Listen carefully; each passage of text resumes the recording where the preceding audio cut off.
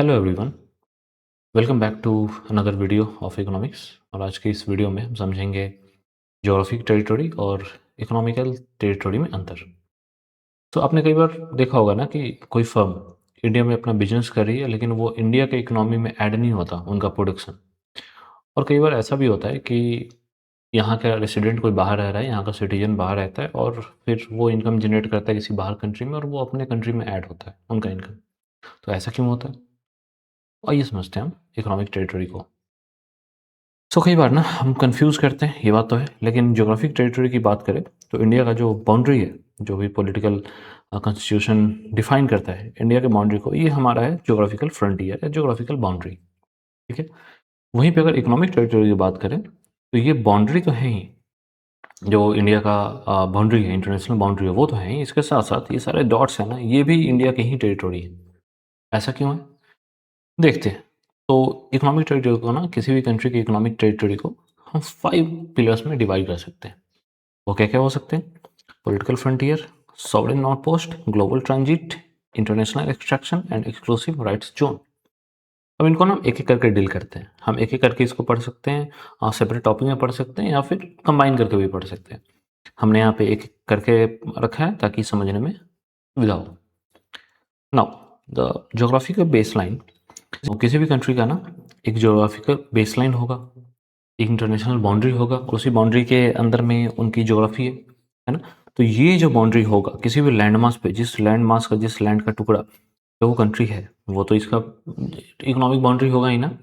इसके साथ-साथ जो इसके अंदर का हिस्सा है, जिस हिस्से में मिनरल्स होते हैं, जिस हिस्से को हम क्रस्ट मेंटल कोड जानते हैं, वो भी तो इसी का होगा ना, पार्ट इसी कंट्री का। Apart from that, national air space above the land. अब मान लो कि हमारी फ्लाइट होती है दिल्ली से मुंबई की, तो हम किसी की परमिशन नहीं लेते ना, हम जा सकते हैं ना। क्यों? क्योंकि वो हमारा ही तो हिस्सा है, हमारी बाउंड्री है ना।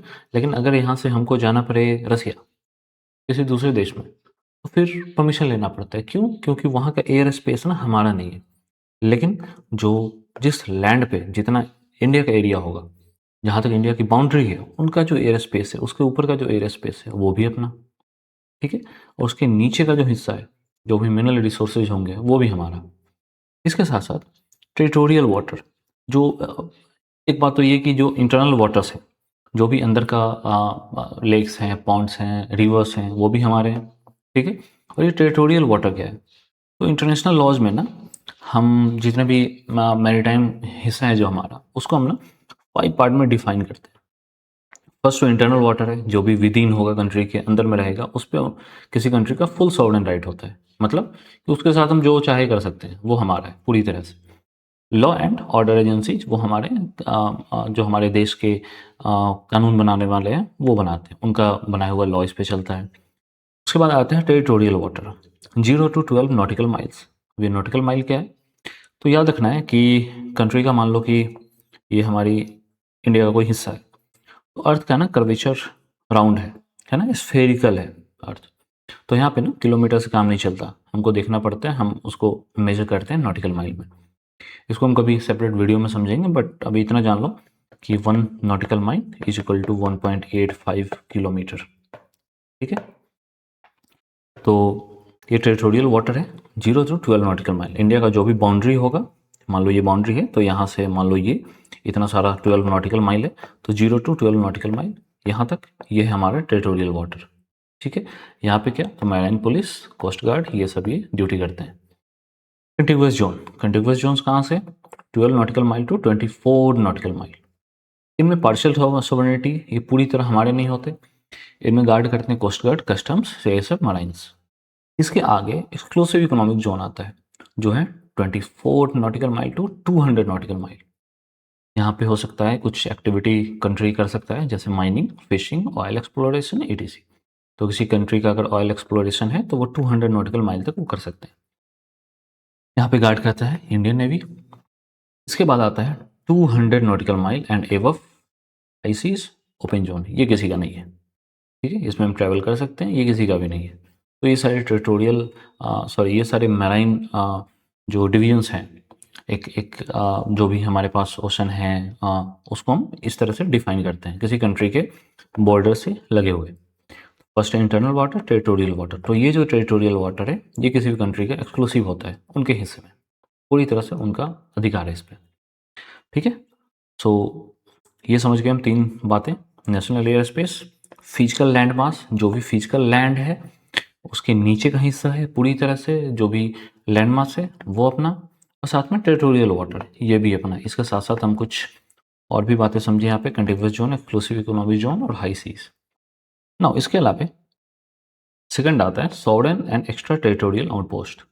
अब जैसे ना किसी कंट्री का एम्बेसीज हो सकती है किसी दूसरे कंट्री में, इंडिया के भी एम्बेसीज हैं, जिस भी कंट्री से इंडिया का रिलेशन होगा वहाँ पे एम्बेसी होगा। एम्बेसी का ही काम होता है कि एक कंट्री को दूसरे कंट्री से जोड़ना, है ना, रिलेशन बनाना, जो भी ट्रेड होगा, सिटीजन रिलेटेड मैटर कुछ भी होगा, तो एम्बेसी का ही काम है वो करना। ठीक है, उसके अलावा कॉन्सुलेट भी है। अभी कॉन्सुलेट क्या है, तो कभी कभी ऐसा होता है ना कि कंट्री बहुत लार्ज है, जैसे इंडिया ही एक लार्ज कंट्री है ना, तो यहाँ पे एक अगर मान लो कंसुलेट, अगर एक एम्बेसी बना दिया दिल्ली में, तो क्या ये एनफ होगा? क्या नहीं होगा, है ना। तो इसी के लिए हम क्या करते हैं, वो सामने वाली कंट्री, जैसे इंडिया में यूएस के भी कई सारे कॉन्सुलेट हैं। एग्जाम्पल के लिए कहाँ कहाँ है, तो एम्बेसी तो एक दिल्ली में है, इसके अलावा यूएस कॉन्सुलेट मुंबई में है, यूएस कॉन्सुलेट हैदराबाद में है, चेन्नई में है एंड कोलकाता में। तो 5 जगह है यहाँ पे। ठीक है, कॉन्सुलेट 4 है और एम्बेसी दिल्ली में। होता काम क्या है कॉन्सुलेट का, तो लार्ज कंट्री में एम्बेसी एनफ नहीं होता। अब मान लो कोई सिटीजन यहाँ पे और उसको वीज़ा रिन्यू करवाना है, कुछ भी काम करना है उसको, तो यहाँ आना होगा ना, तो इसलिए वो क्या करता है, पास के कॉन्सुलेट में जा सकता है। और ये रीजन वाइज डिवाइड होते हैं, जैसे दिल्ली इस सारे एरिया को देखता है, इतना सारे एरिया को, दिल्ली का जो एम्बेसी होगा यूएस का, मुंबई का ये सारे एरिया, राजस्थान, गुजरात, ये एमपी का रीजन, ये सब करता है। इसके अलावा हैदराबाद है, चेन्नई है, कोलकाता है। कोलकाता ये सारे नॉर्थ ईस्ट, तो बिहार, झारखंड, नॉर्थ ईस्ट के जो भी स्टेट है उसको कैटर करता है ये कोलकाता का कॉन्सुलेट। एम्बेसी में एम्बेसडर होते हैं, कॉन्सुलेट में कॉन्सिल होते हैं, याद रखना है। एम्बेसी में एम्बेसडर, कॉन्सुलेट में कॉन्सिल होते हैं। कॉन्सिल का काम क्या है, तो लार्ज कंट्री में एक से ज़्यादा एम्बेसी की ज़रूरत पड़ती है, तो इसलिए बनाए जाते हैं। नाउ तो कॉन्सुलेट हो सकता है, और ये एम्बेसीज हैं, कॉन्सुलेट हैं, मिलिट्री बेसेज हैं, किसी दूसरी कंट्री में मिलिट्री बेस है। जैसे अभी हम जानते हैं ना कि यूएस का मिलिट्री बेस था अभी हाल में ही अफगानिस्तान में। जो भी मिलिट्री बेसेज होंगे किसी दूसरे कंट्री में, किसी एक कंट्री का, वो किसका हिस्सा होगा, वो होगा उसी कंट्री का। जैसे यूएस के अगर मिलिट्री बेस है अफगानिस्तान में, तो ये किसका है, ये पूरी तरह से सॉवरेन राइट है इस पे यूएस का। Now mobile transit hubs and the resident operator rule, ये क्या हो सकते हैं, मान लो कोई कंट्री है, जैसे इंडिया का कोई ऑपरेटर है, ठीक है, और वो एक एयर इंडिया की फ़्लाइट है, और वो ना एयर इंडिया की फ़्लाइट सिंगापुर से जापान जा रही है। फ़्लाइट है सिंगापुर से जापान के रास्ते में, लेकिन ये फ़्लाइट किसके पास है, किसका, कौन सा ऑपरेटर है इसका, कोई पर्सन है जिसका एयर इंडिया है, और ये पर्सन कहाँ का है, रेसिडेंट है इंडिया का। तो ये किसका होगा, टेरिटरी, किसकी टेरिटरी है, इंडिया की टेरिटरी है। भले ही ये किसी के एयर स्पेस में हो, सिंगापुर के एयर स्पेस में हो, जापान के एयर स्पेस में हो, लेकिन ये जो फ्लाइट है ये टेरिटरी किसकी है, इंडिया की टेरिटरी है। ठीक है, and by the way resident और सिटीजन में अंतर हम समझेंगे नेक्स्ट वीडियो में। फिलहाल आप जानिए कि सिंगापुर से अगर जापान के बीच में फ़्लाइट है इंटरनेशनल एयर स्पेस में, तो भी ये टेरिटरी किसकी है, इंडिया की है, अगर उसका ऑपरेटर इंडियन है। सिमिलरली अगर कोई शिप है सिंगापुर से जापान के रास्ते में, अगर अगर अगर ओशन होकर ट्रैवल कर रहा है, तो भी किसकी टेरिटरी है, इंडिया की।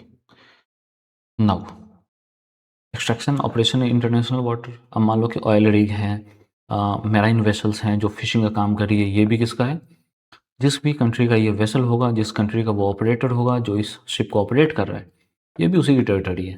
जैसे ऑयल रिग है, मान लो इंडिया का ऑयल रिग है किसी ओशन में कहीं पे, किसकी टेरिटरी है ये भले इंटरनेशनल हाई सीज है, लेकिन ये है किसका, ये इंडिया, इंडिया की टेरिटरी है। सिमिलरली तो टेरिटोरियल वाटर 0 to 12 याद रखना है, और इंटरनेशनल वाटर में अगर हाई सीज में है, ठीक है, ऑयल रिग है, फिशिंग वेसल हैं, oil rig, natural gas rig, ये सब किसका है, ये सब जिस कंट्री का ये ऑपरेटर है उसी कंट्री का। नाउ फिफ्थ है zone of exclusive operational right. अब मान लो कि हमारे पास ना अंटार्कटिका में 3 साइंटिफिक रिसर्च स्टेशन है इंडिया का। कौन कौन सा, नाम क्या क्या है, तो भारती, दक्षिण गंगोत्री और मैत्री, ये 3 रिसर्च स्टेशन हैं इंडिया के जो अंटार्कटिका में है। एज अ फैक्ट आप याद कर सकते हैं, अंटार्कटिका में तो ये जो रिसर्च स्टेशन है, ये किसकी टेरिटरी है? अंटार्कटिका है किसी का नहीं, ठीक है?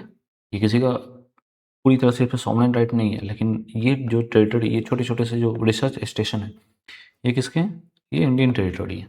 क्यों? क्योंकि ये इंडिया के द्वारा ऑपरेट किए जा रहे हैं, ठीक है?